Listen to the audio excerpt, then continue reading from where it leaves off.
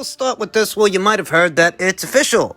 Mexican legends Jackie Nava and Bobby Juarez are going to be fighting on the 30th of this month for a commemorative item, a commemorative belt by way of the WBC. This fight has been talked about for well over a year, well over 2 years actually. It's been a long time coming, and it's finally here at what is the tail end of both of these fighters' careers, Jackie Nava, Bobby Juarez. Evenly matched for this contest. Both fighters were in action earlier this year. Jackie Nava saw action in March of this year. Bobby Juarez more recently in May. Both are former world champions, same age group, similar professional accolades, similar professional accomplishments, similar tale of the tape. They're evenly matched, these two. There was a blurb a little over a week ago, maybe a little over 2-3 weeks ago, that this fight could land on the undercard of Canelo Alvarez versus Caleb Plant. And hindsight being 2020, now knowing what that undercard is going to look like, I have to say that this would have been a welcome addition. I'm actually far more interested in what happens in this fight than any of that shit we saw on the undercard for Canelo Alvarez versus Caleb Plant. I'm not the least bit interested in any of those fights, save the main event. Yeah, this would have been a welcome addition to the star-studded Mexican-themed showdown, because let's be honest, it ain't Caleb Plant's fans. Caleb ain't the reason that this is a big fight. Caleb ain't the reason that the PBC's in the hole $50 million in guaranteed purses and other operational costs in association with this event. This is all about Canelo Alvarez and his opportunity to make history in the four-belt era. In that way, they are relying heavily on the Chicano fans, the Mexican fans, to show up and show out and buy this fight at home. And I think Nava versus Juarez would have fit in nicely. But that's not how it happened.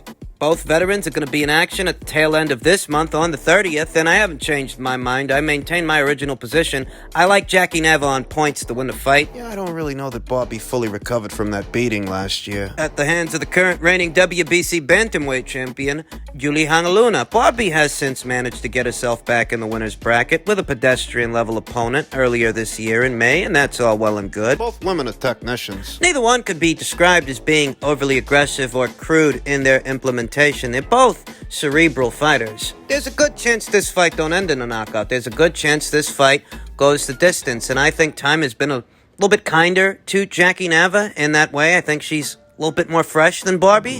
I like Nava on points. I like Jackie Nava on points later on this month on the 30th. Keep your eyes peeled for this. South of the border. In other news I'm sure many of you have heard by now, American trainer Ronnie Shields has confirmed Anthony Joshua is looking for a new trainer following the Alexander Usyk defeat. Shields has been working with AJ this week to see if they mesh. AJ also been in Virgil Hunter and Eddie Reynoso's gyms. Ronnie Shields, on working with Anthony Joshua, said, he told me, listen, I know people don't think I'm a dog, but I'm gonna be a dog in this next fight. And that's his words. He told me, I just need you to show me how to be the best dog you can teach me to be. Shields added, he said, he as in Anthony Joshua, European boxing is different from boxing in the United States. He realized he had to come to the United States to get something different. I guess he didn't feel it was the right game plan versus Usyk, so he wanted to make a change. Well, that much is obvious. If he's been visiting all these different gyms, Eddie Reynoso's gym, Virgil Hunter's gym, Ronnie Shields' gym, it's obvious that he doesn't plan on going about the second fight the way he did in the first. He's doing the rounds, taking a tour of the States. And you know, these guys that he's going to, Eddie Reynoso, Virgil Hunter, Ronnie Shields, I'd be a lot more confident if it were a different set of names than those names, different set of gyms than those gyms. It's not that I think Eddie Reynoso is a bad trainer, but I think it would take several fights for his particular brand of tutelage to start to manifest, the way it was with Oscar Valdez. Virgil, I don't know about Virgil. Virgil's been training Tony Yoka as we speak, and Tony Yoka hasn't looked like a killer his last couple of fights, has he? I mean, he's looked capable. He's looked like a capable heavyweight, but he hasn't looked like an offensive machine the way that Anthony Joshua likely wants to look in the second fight with Alexander Usyk. And Ronnie Shields, you can fucking forget it. I haven't been blown away by any of Ronnie Shields' boys. Did you guys see how Jim Marcello looked in his last fight? When asked if he'd be working alongside Rob McCracken, Anthony Joshua's longtime trainer, should he get the job as Anthony Joshua's new trainer, Ronnie Shields said, AJ only mentioned Angel Fernandez. As current coach, he wants to remain on his team. Is Anthony Joshua giving his corner a complete overhaul? We don't have those answers right now, though it's conceivable that he is, given how many gyms he's been visiting. I don't think he's visiting the right people. And I don't know how comfortable I am with Ronnie Shields divulging this information so readily if he were to receive the job. I mean, you're essentially giving a part of the game plan away when you come forward with this information. I'm not sure that Ronnie ran to the media or the media ran to Ronnie, but in any event, if you do plan on working with this guy, why would you divulge these particulars? That really threw me for a loop. I've never been overly impressed with Ronnie Shields' body of work or how his fighters have looked over the years. I've never been big on Ronnie Shields as a corner, and I'm not big on him now. I don't think he's the right man for the job. I don't think he's the right man for the assignment. You ask me what would inspire confidence in me that Joshua could win the rematch? Buddy McGirt, a guy who knows how to access the right tools in the proverbial toolbox of a fighter's already existing repertoire to get the job done. Buddy helped Kovalev get his belt back when everybody thought Kovalev was finished. And the later Alvarez rematch. He's currently helping Callum Smith, Anthony Joshua's countryman Callum Smith, former WBA super middleweight champion Callum Smith, get his mojo back. And it looks like he's got it since he stopped Lenin Castillo in his last outing. Lenin Castillo, who had never been stopped before that. He also happens to train Kazakhstan's own unbeaten up-and-comer Yanibek Alim Kanuli. Guy I'd pick to beat Jermall Charlo and Demetrius Andrade. My honest opinion on Ronnie, guy who's been around the block, guy who's been around many years, trained many fighters. He used to train Arislandi Lara up until 2019 when Lara took his business elsewhere, decided to train under Ismail Salas. I think it's better than Ronnie. Jermall Charlo, unified champion at junior middleweight. Jermall Charlo, he left Ronnie Shields some time ago as well. Yeah, Ronnie trains Jermall now. I haven't been blown away by Jermall Charlo in a long time. Haven't been blown away by Jermall Charlo since he was a junior middleweight, if I'm being honest. I don't think that Ronnie is the right man for this assignment. I don't. Or Eddie, or Virgil. The right man for the job, as far as I'm concerned, is either Buddy McGirt, him or Ismail Salas, who helped Joe Joyce beat Daniel Dubois. Yo, Kazuto Ioka splatter Kosei Tanaka. More recently, he helped Yordanis Ugas upset the apple cart for Manny Pacquiao. Ismail Salas doesn't get talked about as much as some of these other high-profile trainers, but he's got a more diverse portfolio. And a lot of these guys you hear about. I'd feel a lot more confident if Anthony Joshua paid Ismail Salas a visit than either Ronnie Shields, Virgil Hunter, or Eddie Reynoso. I'd feel a lot more confident if Anthony Joshua gave Joey Gamache a visit. The Joey Gamache that helped Teofimo Lopez plan. Prepare for the Lomachenko fight. There are similarities between Vasyl Lomachenko and his big buddy, Alexander Usyk, and Joey Gamache would not be in unfamiliar territory, training a heavyweight and training for a highly skilled southpaw, a southpaw like Alexander Usyk. I feel a lot more confident if Anthony Joshua had Joey Gamache in his corner than Ronnie Shields. It's a very similar assignment, just with a bigger guy. The mechanics of the thing, when you think about them, are very similar. Teofimo Lopez was a naturally bigger guy than Vasyl Lomachenko in all the ways that Anthony Joshua is a naturally bigger guy than Alexander Usyk. Vasyl Lomachenko comes from an excellent amateur pedigree, Olympic gold medalist. The same is true for Alexander Usyk, his old buddy. You ask me, Joey Gamache is the man for the job. Joey Gamache is the man for this assignment more than Ronnie Shields. I don't know why Anthony Joshua went to that guy in particular. Because let me tell you something about Ronnie. If Ronnie liked his own fighters' chances against crafty southpaws, he'd let Jermall Charlo fight Demetrius Andrade. But every time you see Ronnie, he's reconciling reasons and rationalizing why it is Jermall shouldn't fight that guy. So how the hell's he supposed to get Anthony Joshua ready for an even better southpaw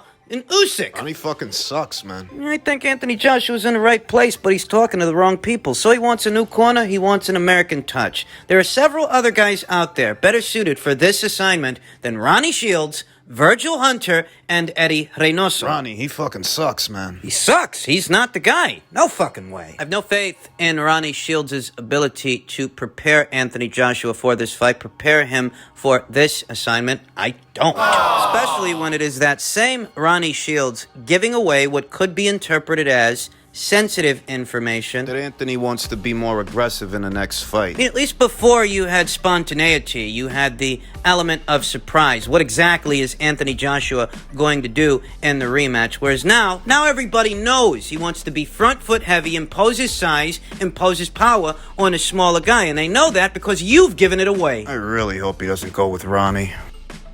And finally, there's some quotes from former WBA welterweight champion Keith Thurman that are making the rounds and getting a lot of people's attention. He was quoted as saying, "There's just too big of an opportunity to still go after greatness in the welterweight division. There's too much that entices me at 147 pounds, and I don't know what the hell he's talking about because he hasn't fought in 2 years, so whatever's enticing him to stay there can't be all that enticing." I think what it really is that Keith Thurman lacks the necessary physical dimensions to be a competitor at 154 pounds. There's some very big kids up there at 154 pounds. Erickson Lubin, Tony Harrison, Jermel Churlo, Brian Castano, who's not the tallest, but he is a stocky. He's a sturdy guy. The prolific puncher as well. Keith Thurman, in his heart of hearts, knows that he don't belong up there. He just ain't got the physical dimensions for it. Would find himself in a very similar situation to the situation that Saddam Ali found himself in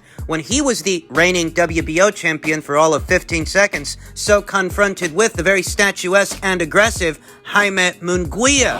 Those guys up there at 154 would ragdoll Keith Thurman. Imagine him versus Sebastian Fundoria. Are you kidding me? Keith Thurman's looking to cash out. Keith Thurman is a quasi-retired fighter. Like Mikey Garcia was a quasi-retired fighter. Up until last Saturday, when he was dished out his second professional loss by Sandor Martin. Big upset there. Those guys got a similar mentality right now. Keith Thurman, Mikey Garcia, they're not hungry anymore. Whatever passion they had for this sport, it's gone. It's just about the purses now. Problem with Keith is that he's been out of action for so long that he has to tread carefully. Very carefully. Because even a tune-up fight at this point, depending on who he's tuning up with, could be dangerous. See what happened to Mikey. He got outboxed. And the last time that Keith Thurman found himself in a situation like this one, to where he had a long layoff and he was on his way back on the rebound, he had a scare against the very inspired Josecito Lopez. That could happen to him again if he's not careful. He wants the most bang for his buck, but before it comes to that, he's got to have a tune-up fight, and he hasn't had one yet. It's not that there aren't fights out there for Keith. There are. I mean, you think about Errol Spence, you know? Car accident, more recently the detached retina. He hasn't fought in roughly 10 months, could be a year by the time this year is over, could be more than that by the time he returns to action. So that essentially means that both Errol Spence and Keith Thurman would be coming off of long layoffs. Thus, they'd both be on even terrain. Maybe something could happen between them. Problem is, Errol didn't want to give him the time of day. Errol doesn't like Keith Thurman. He's not going to do him any favors or afford Keith any opportunities that Keith would not afford him back when Keith was a world champion. Could Errol change his mind? Well, anything's possible, especially in the sport of boxing, though Errol hasn't said as much, so until he does, we don't know. You know, Keith Thurman, he could target the winner of Crawford versus Portier. I think Terence Crawford's going to win that fight. I think he's going to win that fight by way of knockout. Last year, there was all this talk coming from Keith Thurman for Bob and Crawford to send him a contract, exorbitant purse demand, something to the tune of $10 million at a time when there was no live gate, no live audience, and boxing was scratching and sniffing, looking for ways as a sport to still function and put on shows. This guy wanted something like $10 million. That's what the story was. Nobody was going to give him that. Well, very recently, Terence Crawford himself stated that he views a Keith Thurman fight as being a bigger fight than the fight that he's about to have, the fight with Sean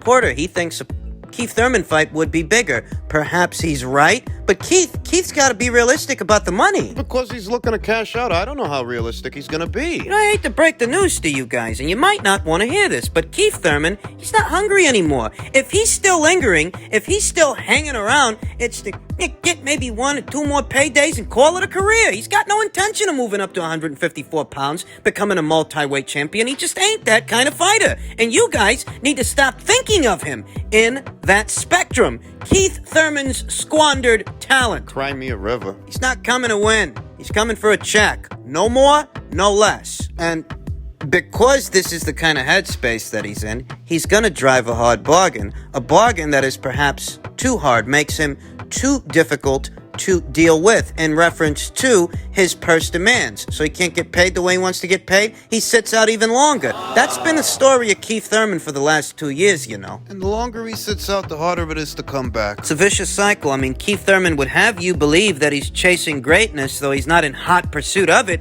If he's been sitting out all this time, he couldn't squeeze in a tune-up fight between last year and this year. For Christ's sakes, the Manny Pacquiao fight was in... It was in the summer of 2019, man. Even Manny Pacquiao's had a fight since then, whereas Keith Thurman, still sitting out, still doesn't have a fight date, nothing on the horizon, nothing that we know of, nothing that's being reported on. I don't know, maybe they'll make him fight Adrian Broner. I've heard a sentiment expressed in some circles that that's a fight a small pocket of individuals would like to see, though. They would? The focus of their affinity interest seems to be the buildup of the fight, the press conferences, because Keith Thurman's got the gift of gab, and in some ways so does Adrian Broner, though the fight itself isn't really that appealing. I mean, who really wants to see Adrian Broner fight? Not me. I look at these quotes from Keith Thurman and I see a guy who's just trying to wordplay his way back into relevance, some kind of contention in some capacity, disguising what he's really doing. He's just looking to cash out. That's all it is. And it's easy to spot,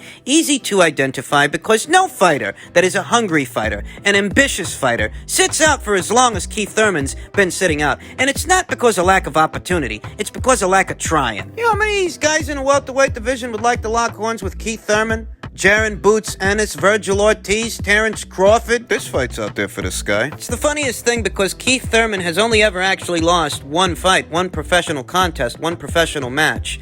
But he very much seems like a semi-retired fighter who's at the tail end of his career. I mean, it's not just the number of losses, it's the fighter's headspace, the fighter's desire to be there, because this ain't the kind of job to where you can just go through the motions, punch in a clock, and get it done. You gotta want it. You gotta want to be there. And after 2 years and counting, 2 years of inactivity, do you get the sense that Keith Thurman wants to be there? This guy's just looking for one last hoorah before he sails into the sunset. I've been saying this for a very long time.